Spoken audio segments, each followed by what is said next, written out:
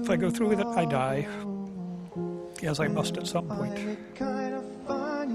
If I don't go through with it, my choice is essentially to suffer and to inflict suffering on my family. And I don't know how we as a society could really consider making doctors into killers.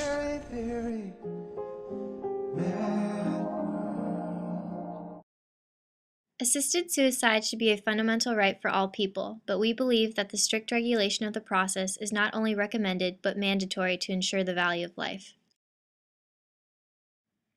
Assisted suicide, the suicide of a patient suffering from an incurable disease, affected by the taking of lethal drugs provided by a doctor for this purpose. The main controversy of assisted suicide is whether or not it is ethical to help someone die.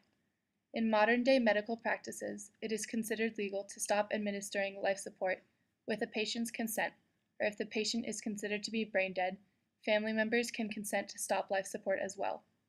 Ending life support is considered legal because although the outcome is often death, the doctor is not directly killing the patient, but simply letting them die. Currently, the United States has not declared a stance on assisted suicide. The main opposition to assisted suicide comes from religious and moral barriers that insist that administering a lethal injection to a patient is still murder, and that death should be solely decided by God. There is also the fear that if euthanasia is made legal, it will also become more affordable and its use will no longer be as closely monitored. The fear is that people will euthanize themselves or others without getting proper psychiatric evaluations, as well as euthanize people who they deem unworthy of life. 34 states have criminalized assisted suicide, while 9 states criminalize it through common law. Despite this, 3 states have abolished the common law of crimes and do not have statutes criminalizing assisted suicide. These states are North Carolina, Utah, and Wyoming. In Virginia, there is no clear law on assisted suicide, but there is a statute that imposes civil sanctions on persons assisting suicide. While there is strong opposition to assisted suicide, there are various supporters that emphasize that people with terminal illnesses have the right to choose to end their life, rather than continue to live a miserable one. Derek Humphrey, the author of Final Exit, proposes ideas to the terminally ill on how to actively end their lives. Supporters of assisted suicide believe that if patients can refuse medical treatment for their diseases that will slowly end their life, then they should be able to choose a more direct and quick death. Other arguments include that if a patient who is determined to die is refused by physicians for help, he or she may resort to far more dangerous methods. Thus, certain doctors choose to honor their patient's wishes if the patient is considered able to make the rational decision to end their life. In America, the debate on euthanasia has been an ongoing battle since 1938, when the Euthanasia Society of America was initially established.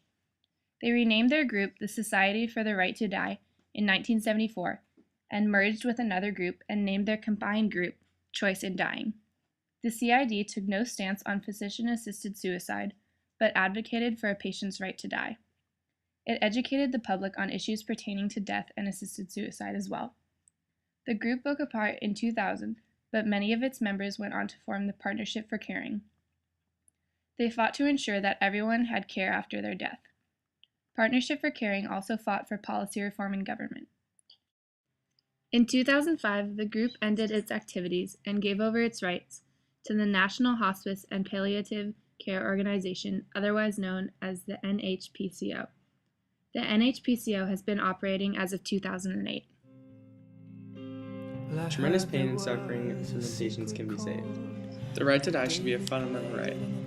With a country whose basis is on freedom, why not have the people be free and have their own choice of death? Patients can die with dignity without the illness reducing them to a shell of their former selves. Vital organs can be saved, allowing doctors to save the lives of others. Reasonable laws can be constructed which prevent abuse and still protect the value of human life. Assisted suicide violates the doctor's Hippocratic Oath. It demeans the value of human life. Many religions prohibit suicide and the killing of others. Miracle cures and recoveries can never occur. Assisted suicide is when one person provides another person with the means to end his or her own life. For example, a doctor can hand a patient a lethal combination of pills, but the patient would take the pills on their own. Euthanasia, by contrast, involves actively causing the death of someone else for the sake of mercy, often by giving a patient a lethal injection. Euthanasia also roots back to the Greek words good death. Euthanasia is legal in all 50 states, but physician-assisted suicide is only legal in Oregon, Montana, and Washington. However, the states have the right to vote on whether they want the physician-assisted suicide to be legal in their states. The Death with Dignity Act was established in the state of Oregon on November 8, 1994. The DWDA legalizes physician-assisted death of a terminally ill patient. The passage of this act made Oregon the first state in the U.S. and one of the first in the world to allow an incurable person the right to decide the time of their own death. When the act was passed during the November elections, 627,980 votes, 51.3%, were cast in favor, and 596,018 votes, 48.7%, were cast against it. Used Oregon's Death with Dignity law to hasten her death in January of 2001. Very clear issues for her about loss of control and loss of dignity, just wanting to be present in her life and wanting to be present in her children's life and her grandchildren's life. She held the glass in her hand and she said, I don't think anyone realizes how much pain I've been in. And she drank the liquid, and 5 minutes later was in a coma, and 15 minutes after that passed away. Before the patient can actually be put to death, they have to make what is called an informed decision.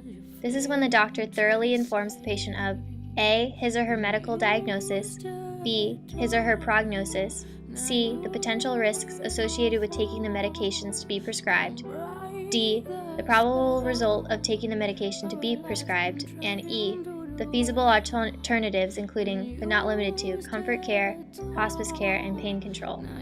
Once all of this is done, the patient then has the right to be assisted in suicide. But I don't think he's committed any crime. He's just doing something that's right, and everybody instinctively understands it. That's why we're winning. This isn't something that we have to teach people a lot about. They understand that government has no business telling you when you have to, how much you have to suffer before you die.